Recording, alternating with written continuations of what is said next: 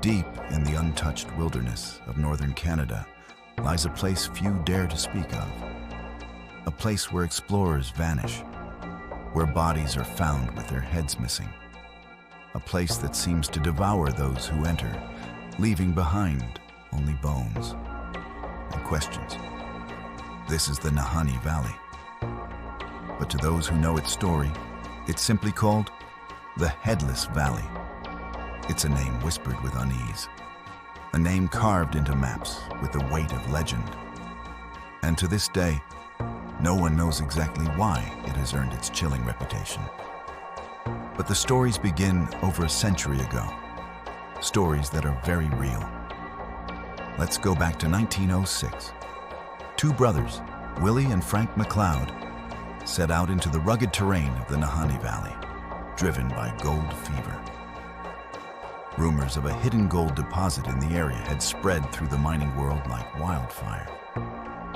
And the McLeod brothers believed they could strike it rich. They were tough, experienced outdoorsmen, not reckless adventurers. They knew the land, had survived in harsh conditions before. They were prepared, but they never came back.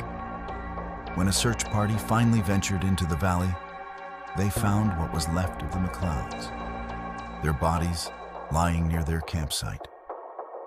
But their heads were gone, decapitated. There were no signs of animal attacks, no signs of robbery, just two corpses, and no explanation. The news traveled fast. Newspapers dubbed the region the Valley of Headless Men, and this was only the beginning. Over the next few decades, Nahanni's reputation grew darker. In 1917, another man, prospector Martin Jorgensen, vanished in the same area. Months later, his cabin was found burned to the ground. His body was discovered nearby. He was headless too. Another man, Ernest Saville, was last seen walking into the valley in the 1940s. His bones were discovered years later, scattered in a nearby ravine. No head. Between 1906 and the 1960s, dozens of people vanished in or near the valley. Hikers, trappers, gold seekers. Some bodies were found, some never were. But time and time again, when remains were recovered, they were missing their heads. And not just their heads. Sometimes their hands. Sometimes their hearts. The pattern was too strange to ignore. It became a place people feared. Even seasoned Canadian trappers would avoid it. First Nations communities warned of the valley's dark history long before settlers arrived. They spoke of spirits that protected the land, of something or someone that punished intruders. Some said it was cursed, others believed it was haunted, and some thought there was something still living there. Let's pause here, because maybe you're thinking, this all sounds like folklore, like an urban legend wrapped in wilderness myth. But these deaths, these disappearances, they're documented in old police records, in coroner reports, in headlines of century-old newspapers. They're real, and no one has ever been able to explain them. So what's going on in the Headless Valley? There are theories, plenty of them. Some say it's just the wilderness, that the Nahanni is so unforgiving, so treacherous, that many of these people died from exposure, starvation, or wild animal attacks. And the loss of heads? Just nature doing what nature does. But that doesn't explain the precision. Some of the bodies were found fully clothed, with no sign of predation. Some were posed strangely, arms crossed, legs straight, as if they were laid down after death. Others were burned, while their campsites were untouched, and the heads often removed without tearing, without signs of scavenging, as if by blade or something else. Could it be foul play? Some believe there was once a hidden society in the valley, cut off from the outside world, a group protecting ancient secrets or sacred gold. and anyone who got too close was silenced. Others believe the killers were human, but not tribal, just ruthless. That early prospectors guarded their discoveries with deadly force. That these murders were warnings. But there are stranger theories too. Some say it's the land itself. That the valley doesn't want to be explored. That it resists intrusion. That it drives people mad, strips them of reason.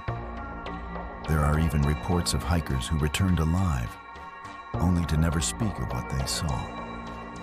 As if they'd been marked. As if they were too afraid to tell.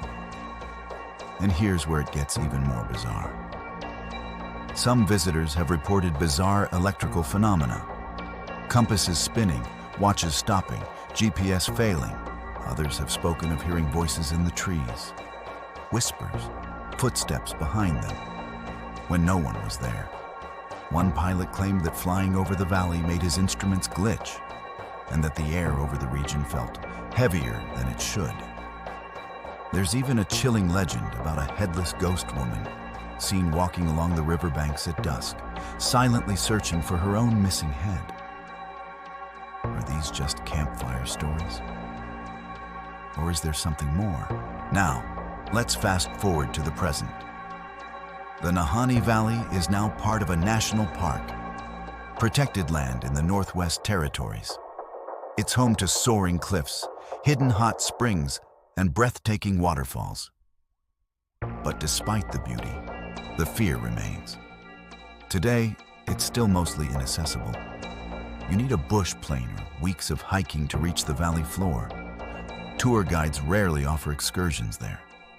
Locals still warn travelers to stay away. And every few years, someone disappears.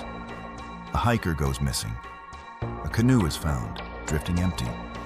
A campsite is discovered with food still cooking and no sign of its occupant. The headlines don't always make international news. But if you dig, the pattern continues. Disappearances, silence, mystery. What makes this story so haunting isn't just the deaths. It's the lack of answers. The government has never offered a concrete explanation. No killer has been caught. No creature has been photographed. No tribe has been found living in secrecy. It's as if the valley swallows not just people, but the truth. And now we come to the question we always ask on this channel. What do you believe? Is the Headless Valley just a string of tragic wilderness deaths, misunderstood and over-sensationalized? Or is there something hidden in that part of the world, something ancient, something dangerous, something that doesn't want to be found? Why were the heads removed? Who or what is taking them? And if it is something more sinister, something intelligent, how long has it been there? We may never know, but the mystery continues. Because the valley is still there, still silent, still waiting. If this story gave you chills, don't forget to like the video and leave a comment with your theory. Have you heard of other places like this? Places where people vanish without a trace? We want to hear about it. And if you want more strange true stories from the darker corners of the world, hit subscribe and join us here at Digital Detectives. There's so much more to uncover. And some stories, they don't stay buried forever.